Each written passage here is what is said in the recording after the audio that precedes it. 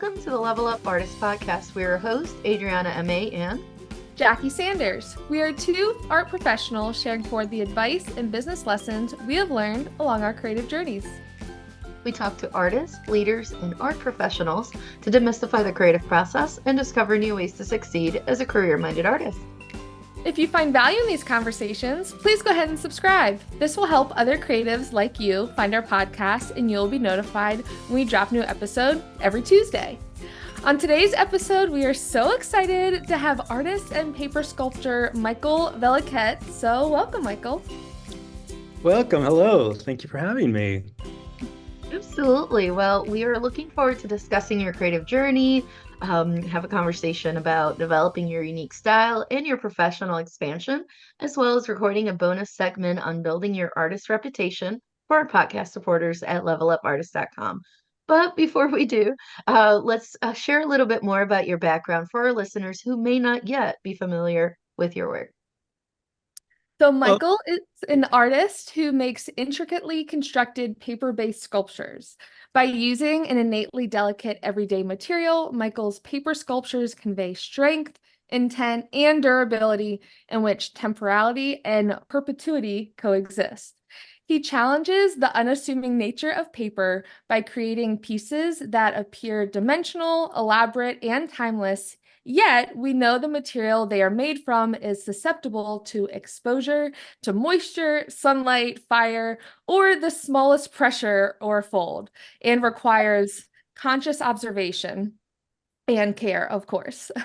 Cut and assembled by hand, Michael's work can take hundreds of hours to complete and may be seen as a meditative exercise where the present and permanence intersect, which I absolutely love the description of that as an art making process. But of course, there's a very formal description of your work, Michael. So how would you describe your work to someone who hasn't seen it before? And what kind of motifs are often seen in your paper sculptures? Oh, geez. So again, thank you so much for having me. Let me see. So when I sort of describe myself on my website or when I meet people on my website, it says I'm an artist and a paper sculptor. And so it kind of like leaves space for sort of both kind of a range of things to happen. So, when I sort of meet people, depends on the context, I'll sometimes just call myself an artist because it sort of kind of accounts for a pretty wide variety of things that I'm interested in doing or that I have done that aren't necessarily related to paper, but then I also, if it depends on the context, I'll talk about myself as a paper sculptor, and that kind of helps clarify things for people a little bit. It kind of points people in a direction about what I'm doing, and usually just kind of leads to a lot more questions about what that means. And so in a kind of a shorthand, I usually tell people I'm a paper sculptor, and I make these kind of complicated three-dimensional paper forms that sometimes look like three-dimensional mandalas or abstract machines, or sometimes people have called them, or they sometimes look like architectural models for imaginary cities. So they're about this big. They're not huge. They're sort of, kind of in a medium-sized scale, but they're very intricate and they're very ornate, and they're all made of paper. Yeah. And cutting them by hand, which is absolutely incredible. For some of our listeners who may remember Eric Stanley's interview that we did, he uses CO2 lasers for a lot of his cuts, and is a colleague of yours in this paper space. Yeah. So how did your guys' paths cross? Oh, so so I met Eric. Yeah, Eric's work and mine, we have, I think, a lot of interests, a lot of similar formal interests, probably a lot of conceptual interests too. There's some overlap there. Our processes are a little different. So I first saw Eric's work. We were in a show together in Boston, like the Boston Craft Center, I think it's called, or the Center for Contemporary Craft, maybe a couple of years ago. And I'd never seen his work before, but they printed it on the show card. And I was like, wow, you encounter other people's work sometimes that seems to sort of, be in such a similar have such a similar sensibility, but also very different. And so I immediately found him online and messaged him and was like, hey, like I love your work and we're in the show together. And that just kind of, and it turns out he teaches at Virginia Tech, which is where my father-in-law teaches. And so there's that connection. And yeah, I think and I'm not sure if we've shown we've shown, we have recently shown together. Last year we were in a big paper-based exhibition together. I think that's the only, but we have a lot of overlapping spheres. Like in the paper world, it's kind of an, like a lot of medium specific art kind of bubbles. There's a lot of common relationships and overlap. Yeah, no, absolutely. Well, we first learned about some of the more intricate pieces of paper, not just for Eric, but an earlier episode, we had our guest Rosa, and she also cuts by hand. She's based out of, or was based out of Maryland, if I'm not mistaken. I think she now moved to Puerto Rico, where she's from, where I'm from. So that was really cool. But, I remember seeing an exhibition and seeing her work up close. Hopefully, we'll get to see yours up close someday too, but seeing hers up close and just going like, I'm sorry, this is by hand. Like, what? Like, what? Like, even looking at pictures of yours, Michael, I'm just like, oh, it could have been, it almost looks like it's something that's 3D printed, right? Could be, right? In the best way. Like, this is a compliment, right? The complexity, the sizing, and everything else. And then learning its paper, just like, wow. Like, Yeah. Yeah, and I think the one thing that's so impressive from a medium standpoint is oftentimes as artists and fine artists, some of the mediums can be new for the viewer or just the curiosity of it, but the everyday availability of paper and in each other's lives is, I think, part of it that makes it so amazing because it's taking an everyday material and making you see it in a new way. So I am curious, when did you first become seriously interested in art as a potential career, though? Your question. So when did I start thinking about the art as a career? That was the question. So I was sort of thinking about this question, and for me, there's a difference. I can answer kind of a specific, and I'll give you kind of a specific answer to that. But sort of for me, like the bigger question is about the difference between art as a vocation and art as a or calling this seems like kind of a soft word, but something that you feel like really kind of that is the thing that you are kind of meant to do, versus kind of doing something for the sake of building a kind of a career out of it, or and sort of making money and having a kind of professional profile and things like that.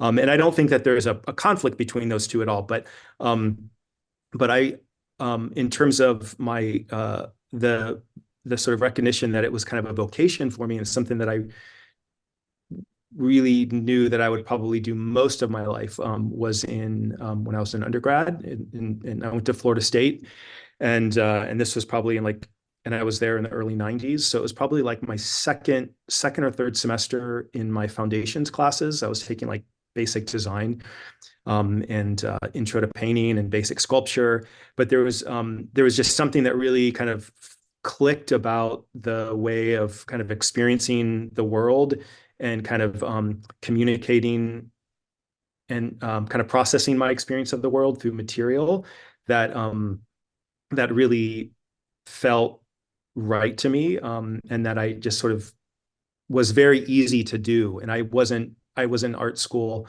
I took art classes in high school, but I don't have any artists in my life, and I never sort of thought about it in terms of a career.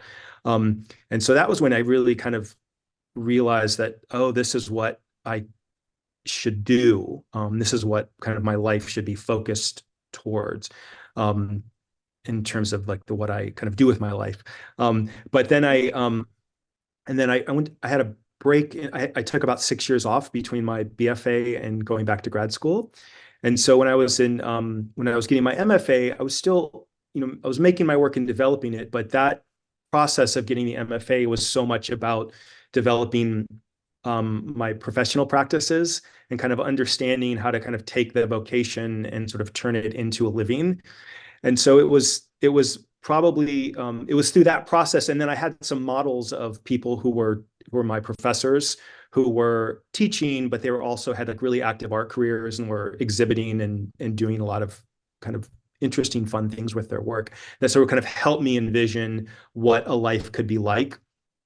And so it was probably it was sort of the momentum out of graduate school that made me started thinking kind of seriously about trying to pursue my work, my studio practice as a career. And so it took about, I did a lot of things before I started kind of to kind of started getting momentum with my work to where I felt like, oh, this is something's happening and this is something I'm really doing.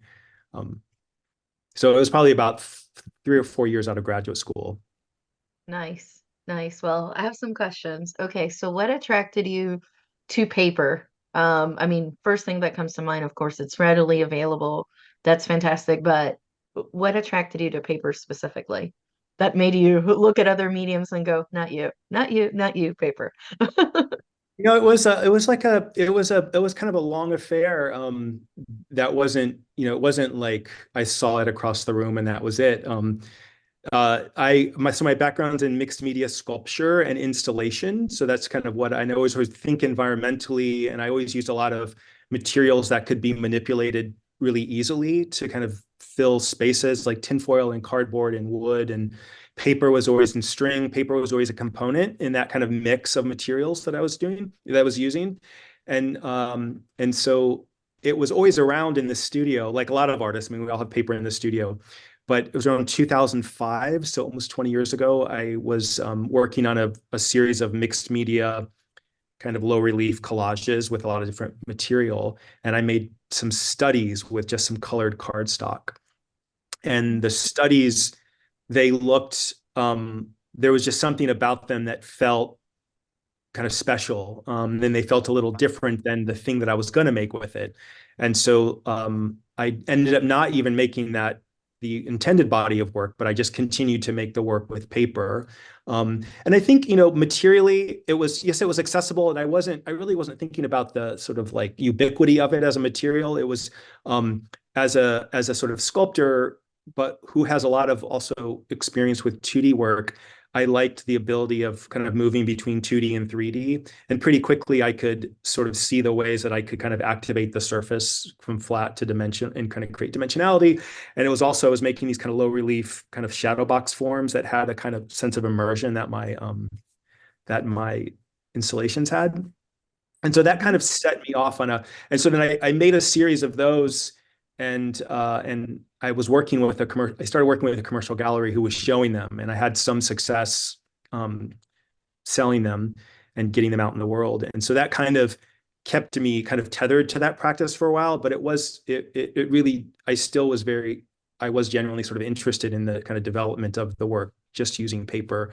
But I wasn't really thinking about it conceptually. It wasn't until maybe 10 years into that practice when I started really kind of thinking about paper more conceptually, that sort of led to the body of work that I've been doing the last couple of years. Nice. And you said, is it mostly cardstock or similar to cardstock, similar weight? Yeah, so I have worked with a variety of paper. Primarily it's cardstock or cover stock in kind of like paper lingo, which is like anywhere between like 100 pound or 280 GSM, up to like 300 GSM. And so the paper that I'm using now so I don't use commercial cardstockness. Like I used to just buy packs of it from art supply stores or Michael's or scrapbooking stores. But about 10 years ago, I shifted into using commercially produced paper that I get from a couple different paper distributors in the country who make paper for industrial packaging or graphic Nice. design. So if you like got a beautiful bottle of cologne or perfume, it usually will come in a box that has, some really kind of wonderful quality to it. It's glossy or metallic. And that paper is the kind of paper that I use. So I am curious though, with obviously working with paper over such a long period of time now and having series previous to your exclusively paper series, do you see any tie-throughs to what you were doing in the beginning there to what your work has developed into today? some like core elements. You talk about like the concepts with using paper art that I'm sure as artists, there's always one or two elements that are constant tie-throughs in our work. Yeah, I mean, I think early on, kind of my intuitive way of making something is to make something sort of ornate. I like pattern and repetition a lot. So even, when I'm doodling or drawing, it's usually like a simple form at first that then becomes kind of broken up into a series of more kind of complicated forms. And so that's been a kind of a through line through my work, that it's usually has a really high degree of ornamentation or decoration. Um, there's a lot of embellishment. Um, and so that just as kind of a sort of um, a formal quality in the work, that's really been kind of consistent. There's also been, like, I guess, an experience, a lot of kind of my work has been somewhat inward looking, in the sense that there's, I think, a quality in what I do that's about kind of making for its own sake and kind of the pure joy of just sort of like moving material around or constructing something. And I think that's pretty consistent still in, the works that I'm making. I absolutely love that, especially within your description and bio that we read at the beginning of this episode and in various artist statements, that idea of where present and permanence intersect. I absolutely love that idea, especially from an art making standpoint. So much of it is that meditative quality of a creative practice that many artists feel, and kind of what keeps us coming back. The idea of remaining present in your creative process, but then obviously ending with an end object that has this permanence in the world. Yeah, this picture that my mom was cleaning out her condo a couple of years ago, and she sent it to me. It was like a little Polaroid of me at a summer art camp when I was like 4 years old or 6 years old. Mhm. And I'm like at a table making like a leather tooled bookmark. Um, and like I've got the hammer and a thing, and like my expression is a really similar expression. I have a couple photographs of me that people have taken of me working, and I wasn't aware that I was being photographed. And it's a very similar expression on my face. And so I think for me and a lot of people who are real makers at heart, and real kind of process oriented, there's an experience of being kind of lost in the work, or sort of like the self disappears, and you are kind of present in the experience. And I think that that's been something that continues to bring me back to this particular way of making, is that which is, very kind of time intensive and requires a lot of concentration, just because of that, the sort of relief of the self kind of disappearing in the process.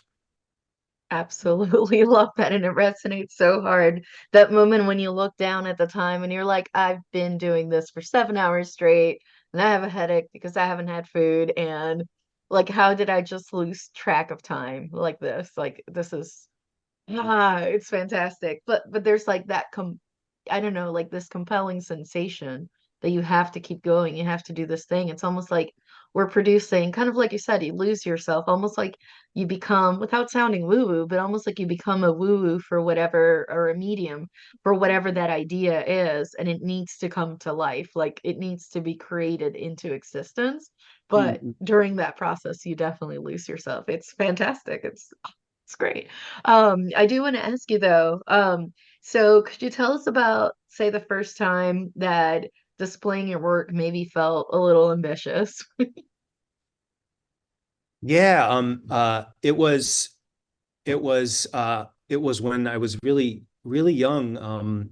Again, I was an undergrad. It was for our BFA exhibition at Florida State at that time.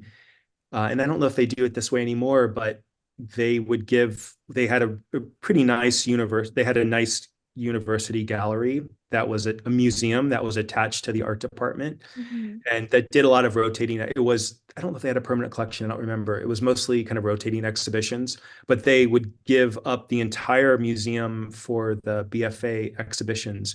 And so like my first kind of experience with like a legit exhibition opportunity was in a museum space, and we all had, each artist, it was large enough that each artist almost had their own kind of gallery within the museum. So I don't think I really realized it at the time, but it was it we got to do visits ahead of time and sort of think through the work that we were going to produce for that space. And just so the whole thing was done at such a kind of professional caliber, considering we were just like, we were undergraduates, that it really sort of set a certain, and so I was doing these kind of mixed media, these kind of figure like tableau installation sculptures that were sort of like these kind of Ed Keenholt sort of inspired kind of assemblage sculptures, but they were big.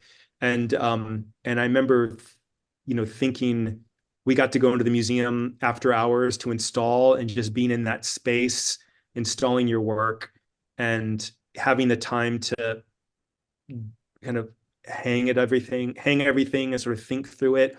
And there was a really big opening. And I remember that felt really, and I remember feeling really good about the work, that it was sort of an ambitious body of work for me as like a young artist. And ever since then, I think it's sort of that's kind of not every exhibition I've had, but I've certainly kind of sought out opportunities that sort of ask me or provide opportunities for me to kind of do something more in the space, to really sort of see them beyond what they might seem to be, or to kind of see the kind of like potential in what they could possibly be. That is an Yeah, awesome that's first one. amazing. Yeah, I think there's definitely the power of having gone to art school as well with Professor Eric Stanley. That was definitely a part of our education that I found a lot of benefit from as well, is like thinking of not just the work, but the exhibition design as a whole, kind of having the behind the curtain experience, to your point, feeling like the silence and the magic of the gallery before like bringing a show to life, I think really helps as an artist to see that full picture of thinking about, well, the lighting doesn't have to be this one standard way I thought it would be. Like, what happens if lighting is an entire variable in itself? What if the layout of the space affects how people interact with the work? And so I feel like being exposed to that so young as an artist is beneficial, in that it allowed you to know kind of like what levers are variables that you're making choices about. Because sometimes, which I think is a huge thing as an artist, you say, oh, well, of course I'm going to make a piece this size just because that's what it should be. But realizing that there's so many variables at your fingertips that you can create a creative experience with. And of course has, I'm sure, influenced the type of opportunities that you have today, having a very impressive resume of exhibitions that started at that core undergrad experience. But I am curious, how does the work that you create now influence what type of opportunities you pursue? That's a great question. I was sort of thinking about it from both sides. So, I can think about, if I think about my work like materially, right? Paper-based. If I think about like process, there's kind of an intricate craftsmanship quality to it. If I think about it thematically, so those are all, I think, ways that I could sort of think about sort of positioning my work, or trying to kind of put my work out there. Because I make wall-based work, or things that sit on pedestals, objects, I mean, there are a lot of spaces that work could just go just kind of objectively as a thing. But, I've tried to be a little bit more selective, as I've gotten older. When I was younger, I just kind of would show as often as possible to get as much experience, and usually said yes, and I still usually say yes to most things, but for better or for worse. But I think I try to make more out of the opportunities that arise, that really serve the work that I'm making. So for instance, I had an exhibition last year at Blue Star Contemporary at Blue Star, which is in San Antonio. And it was an exhibition of my paper sculptures. And I really wanted to they were very supportive of kind of designing the space in a way that, for me, served the work very well. We kind of created this sort of labyrinth of walls and windows where people could walk through and negotiate and see the space. So kind of the experience of looking at it was very much kind of tethered to the the experience of the work itself. I think it kind of had some similar ties, or kind of set up the other. Um, and then currently I'm in a show at the Museum of Contemporary Religious Art in St. Louis. It's on St. Louis University. And so, my work has some kind of spiritual undertones to it that there aren't a lot of opportunities necessarily to kind of show that in the work. I mean, there are opportunities, but sort of thinking about a context to show that work is really, in that way, is really kind of unique. And so, especially in contemporary art, there aren't a lot of opportunities to kind of like, there aren't a lot. I mean, the Museum of Contemporary Religious Art, I think, is the only one.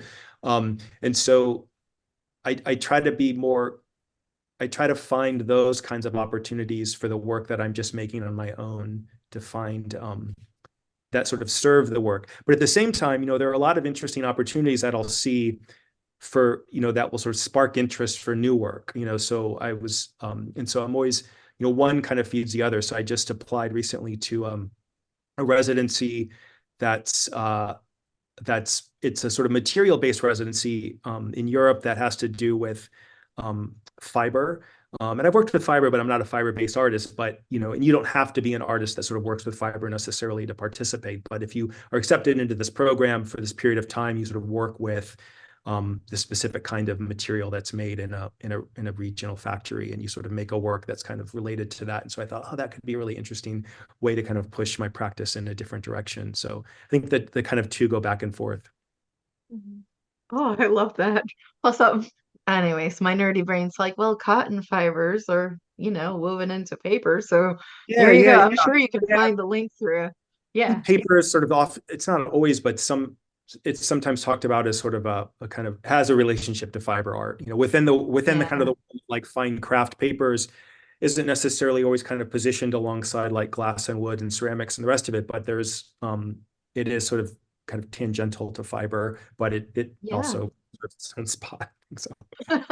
I know. It's like it depends who you're talking to. They go down the rabbit hole of pulp versus cotton fibers or flax or anyways, that's a whole story for another day. But love it. Super interesting. I'd love to see what kind of stuff you end up making with different types of fibers and how it ties back in. But until then, of course, we do want to ask you, what are some of your long-term goals as an artist and how often do you revisit these? What are my long-term goals? That's a great question. I think I think it is to, and it's probably not different than a lot of things that artists will tell you. I mean, there aren't in any given calendar year, there are specific opportunities that I'd like to do, things that I'll apply for, or things that I hope that I would be considered for, or things that I'll sort of seek out. And so that's always kind of changing. And I've had the opportunities, I mean, a lot of things that I haven't gotten, I've had the opportunity to do a lot of things that I've really wanted to do. And they're really wonderful and fulfilling. But the truth is, like, no single opportunity is kind of defining in terms of its like fulfillment long term. Like it's great in the moment. Sometimes it's not as great as you think it is.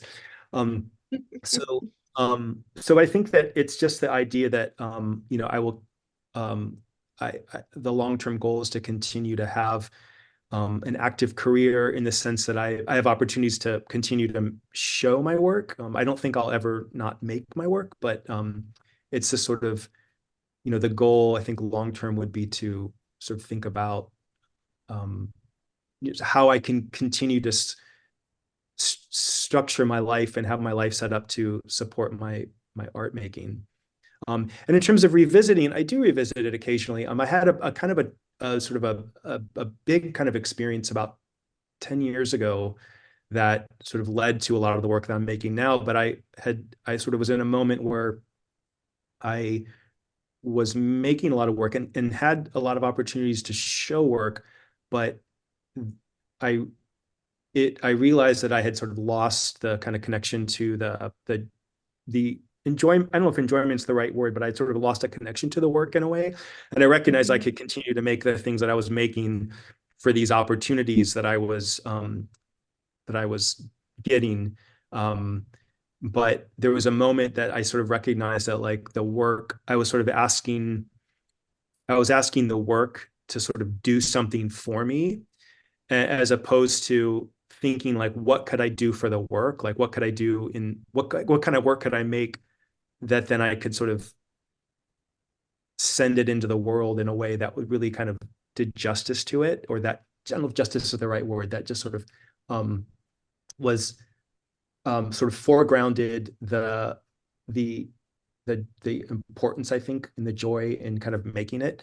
Hmm. And so I was a little bit, I was more kind of selective about, and that kind of actually what led to the paper sculptures. Like I sort of ended up adopting a practice that was like really labor intensive and made it almost impossible to make a body of work in a period. Like I Hmm. couldn't commit to shows because a single piece would take like 6 months. Hmm. A solo show would take like 5 years to make. And so there was this kind of dip in my exhibition kind of schedule, and a lot of the opportunities kind of sort of kind of dried up, but it was a really fertile time in my studio, and I kind of was able to kind of re-enter that kind of part of like the career in a way that was really excited about, and that felt really kind of genuine to the kind of work that I was making. Absolutely love that because I think that happens, it can happen at any stage of the career, but that point where you're like, okay, say I found success with XYZ, then I'm going to keep making more of it. And now more exhibition spaces are asking me for more of XYZ because there's something about it that's appealing. And then you end up turning it from, say, like a fine art piece, maybe into production mode. Like you almost enter production and then you end up making things for the exhibitions instead of, like you said, no, you make it because you have to make it, and then you find where to exhibit it later in an exhibition that aligns with what your goals are for that work, not the other way around. But I think I'm glad you brought that up because I think that's a trap that a lot of artists can fall into, especially if they have early success with something very specific that's relatively easy to reproduce for them or to iterate, then they'll just keep making more of that and just kind of like it's hard to take those blinders off, especially if there's money involved to say like, is this still authentic or am I just making it for, for this result as opposed to for what the work needs. So thank you for mentioning that. And I don't That's think solid gold right there. I don't think that there's, I mean, I think that for some people, like that is what being an artist is. And there's like absolutely nothing wrong with that. The process of making something that is maybe does become more of a product or becomes like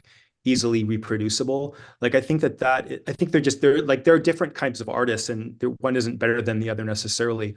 But I think, as a studio artist, there's a kind of an innate curiosity that for me is about always exploring new territory. And so that's always kind of, undermined my ability to stick with the same thing for a long period of time, even if it is getting commercial success, because I just get kind of bored with it. And so it's just harder to do, in terms of my own time. And so it's just a sort of a choice that I've just made. But I think if, I have at the same time gone through periods where I've recognized that I've produced bodies of work that are easy to sell or are easy to send out to shows and things like that. So I think there's a couple different ways to think about it, but for sure. Yeah, absolutely. And I am curious though, of course, you mentioned how long bodies of work can take to bring to the world. And having exhibitions, obviously not just down the street, there's shipping considerations and contacting galleries. So what lessons or challenges have you faced exhibiting your work, and also being represented by various galleries? So I think if I understand the question, it has to do with can you work with the commercial gallery and also still show on your own, right? Like if there's some conflicts, like if you have representation versus selling work or pursuing opportunities Mhm. solo. And I think that it really depends on the context and who the gallery is. Um, I live in Wisconsin, and the gallery, my my long-term longest running gallery is in Texas. It's based in Houston, and so I I still, because I have a history in Texas and I lived there for a number of years. And so, I do get a lot of opportunities there to show my work that I still work independently. I'm still kind of tethered to the gallery and a kind of respectful of that relationship. Um, but I guess it just depends on what the gallery relationship is. I mean, if it's an opportunity that I think the artist on their own has, you know, developed wholly on their own and, you know, solely responsible for, I don't think that there's necessarily a problem, kind of working on your own. I mean, with whatever if it's another commercial gallery or if it's an institution or something like that. But I guess it depends, I mean, it's a conversation that is always kind of good to have with whoever your gallerist is, to what extent they want to be involved. And I think it's just it's kind of a skillful, you have to sort of be skillful and thoughtful about it at every step. Yeah. Absolutely. I think We both. it kind of boils down to most things of it's all about that relationship, right? It's about communicating, being respectful, and not necessarily also pursuing representation at a gallery right next to them in the same industry, but there's an Yeah, element I too would. where your success is their success. Yeah, I would Mhm. never. I mean, I think that there are certain things you would never do, of course. Like I Yeah. wouldn't. So, but like, if there's I think, I think that if you have a relationship with an art dealer who's who's generating so much professional activity for you that keeps you busy full time, that's a different sort of situation than if you're working with a gallery and maybe doing like a solo show every couple of years and you're not in the same town and they are selling work regularly, but it is you still are you have time to generate your own activity as well. So I think I think there aren't, I mean, there certainly are artists that have those kinds of relationship with your galleries that are just like fully kind of filling their careers. But I would think most artists are sort of doing some kind of blend. Mhm. Absolutely. Plus, don't want to put all your eggs in one basket, that's for sure. Yeah, and you may come to some really, like, I've had relationship with galleries where like I've had some like really cool opportunities come at me and I thought they're really cool, and then I've approached them to see if they want to participate or support it in some way or help find funding or something, and it's like it's not something they're interested in. This happened in the past, but so it's I think it can there's I think just being kind of skillful and honest and yeah. Honesty is the best policy, as they say. Well, next up, we love asking our guests how they define success. So before we get to that, Michael, we're going to put in a quick word from our sponsors. This episode is brought to you by our Level Up Artist courses. We understand that life as a modern artist can be both exciting and overwhelming. Plus, there's a lot of information out there. So, what do visual artists actually need? We've spent countless hours of trial and error, weeding through tons of information to find the gold, so you don't have to waste your time going down those endless rabbit holes. In addition to weekly calls, we have created video course modules to cover everything from artist documents to exhibition prep, social media to technology, sales strategies, artist mindset, PDF resources, templates, and so much more. Ready to get started? Head on over to levelupartists.com to learn more, get immediate access, and level up your career today. Welcome back, everybody. So, Michael, how do you define success as an artist? Oh, wow. And it's really kind of a personal question. And I think people will answer it. I mean, I think you could probably get a lot of different answers. For me, uh, if I have a really, if I get a nice long day in the studio and I'm really excited about the work that I'm making, whether I have, plans to show it or whatever, I think like that to me truly feels like success. That feels like an authentic, um, for me, kind of reflection of what I'm trying to do and how I'm spending my time. Um, I think, yeah, so I think it's about like how engaged one is with their work. And so there's that. There's like kind of the personal part of it. But I think if you think kind of like the outward facing part, or how you sort of like your work is interfacing in the world, um, I do think that there's a component of it, which is, how are you able to get your work connected to people? Can people see it? And how is that going? And if you're creating opportunities for your work to be seen, then I also think that that's also successful. Love it. Absolutely. Now, what is one piece of advice that you wish you had heard before you got started on your creative journey? There are a couple. So one would be just the sort of idea of not like gripping too tightly on things, just sort of holding things lightly, like whatever sort of arises in your career or with your work.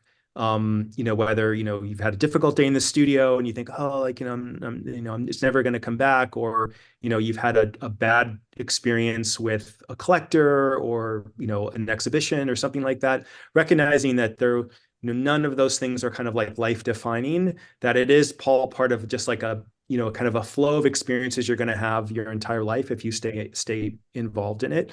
And you're going to have amazing experiences, you're going to have terrible experiences, but not like letting any one really rattle you, and not kind of holding too tight on something to where it causes you suffering, um, too much suffering. And at the same time, there's this that's sort of a Buddhist idea, and there's a Buddhist concept called mudita, Mudita, and it means sympathetic joy, and so it's the idea of being happy at other people's happiness. So like the idea of Schadenfreude, which is like finding joy in people's sort of like suffering and their whatever their mistakes. Um, there's it's the kind of opposite of that, right? Where if someone gets an opportunity or if they're happy about something, you're also happy for them. And so that's been, I think we can easily sour our sort of careers and our sense of ourselves by comparing ourselves to others, or like seeing someone got something that we wanted, or someone's doing something we want to do, and comparing ourselves and all of that. And it's a typical, like that's just what we do. There's no way around it. And it's like, you shouldn't feel bad about doing it because it's a natural way our minds work. But just sort of recognizing that that's just like a response. It's not, it isn't like really who you are. And really just being happy with someone, like, someone got into this like amazing biennial, like imagine how happy they are, you know what I mean? Or some opportunity that you wanted, like imagine how happy they are. And you can, and really try to be happy for them. So it's not always easy, but jealousy is a really difficult part of a career like this, where we're all sort of comparing each other's kind of individual visions in the world, and sort of comparing and contrasting all the time. Yeah, no, and I love that last concept.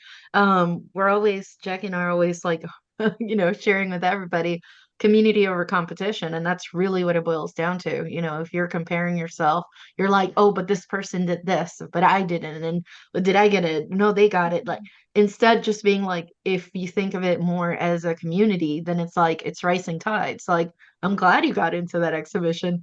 Maybe you can give me pointers so I can get it next time, like and let's go get a pizza and celebrate. Like, Yeah, I mean, look it's how a much more helpful approach. Yeah.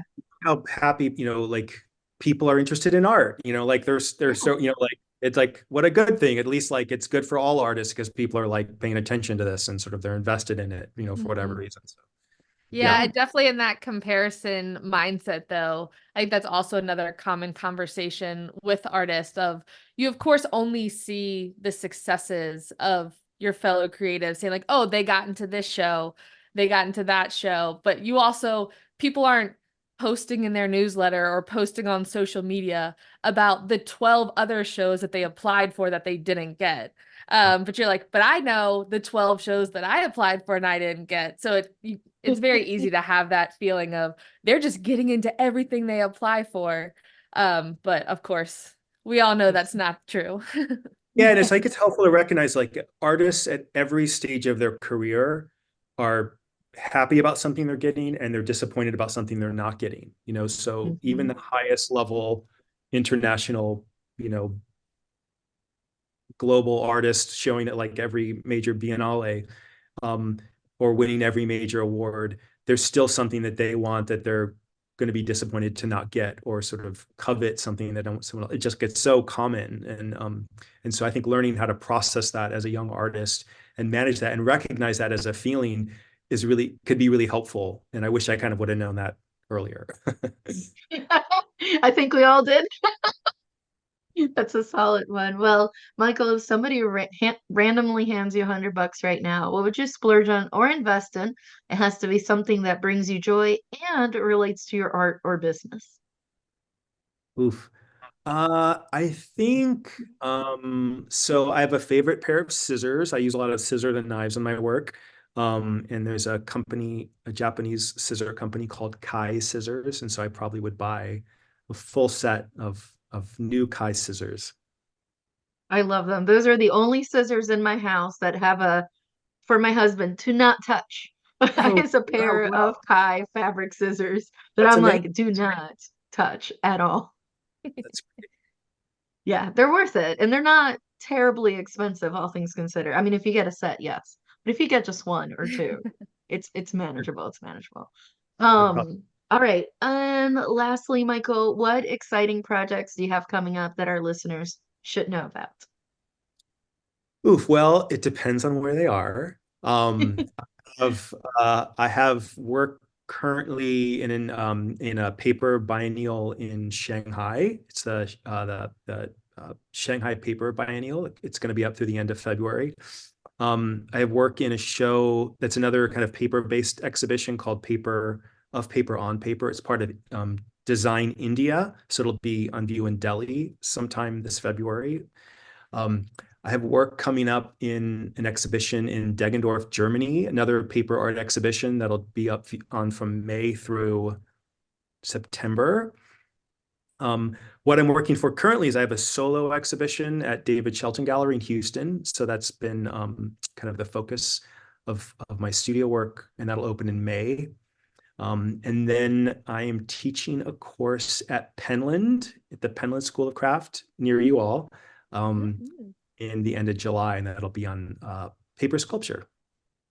Nice. Small world. I just did my first winter residency, and we're not going to get into it on this episode because it's a rabbit hole. It was magic. We're just going to call it magic. Penland = magic. And leave it at that. Oh, that's amazing. All right. Well, for North Carolina listeners, which is a lot of them, please go check Penland's website and check out Michael's class. There you go. I think it's like You've the been informed. book arts session 6, I think. Nice. Amazing. Well, we're so excited to hear more about that. And I'm sure all of the students will benefit greatly from having you as their teacher during that. And of course, Michael, thank you so much for being on the podcast today. Real quick before you go, though, how can our listeners stay in contact with you after they listen to this episode and want to stay in touch? Well, there's my website, which is velliquette.com, and there's a contact link there that they can welcome to send me an email. But I'm more active on my Instagram feed, which is Michael Velliquette. Excellent. Well, we'll make sure to link all those things in the show notes. And would you mind staying with us a few extra minutes so we can discuss building your artist reputation on a bonus segment for our podcast supporters? Sure. Awesome. In the meantime, if you want to stay connected with us in between episodes, share your feedback, or have a question you would like for us to answer on the podcast, you can reach us through social media. I'm at May Art across all platforms. And I'm at J Sanders Studio on all platforms. And if you want to follow the podcast, we are at Level Up Artist on Instagram. You can also visit levelupartist.com to hear the rest of this conversation and become one of our podcast supporters.